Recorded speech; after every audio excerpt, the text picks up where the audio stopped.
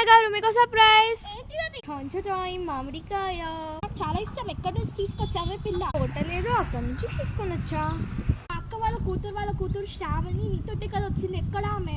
అరే అయితే శ్రావణి నాకన్నా 2 ఏళ్ళు చిన్నది కదా నాన్నగారు. నువ్వు అయితే ఏంటి?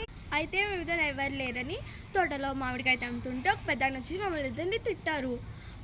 పెద్దాయన చెప్పారు, మామిడికాయ ఇవ్వండి లేకపోతే మీ ఇద్దరిలో ఒకరిని కట్టేస్తా అని చెప్పారు. దగ్గర కరెక్ట్గా చేస్తుందో లేదో ఏమో అని నేను దాన్ని అక్కడ వదిలేసి మామిడికాయ మీ దగ్గరికి తీసుకొని వచ్చేసాను నాన్నగారు.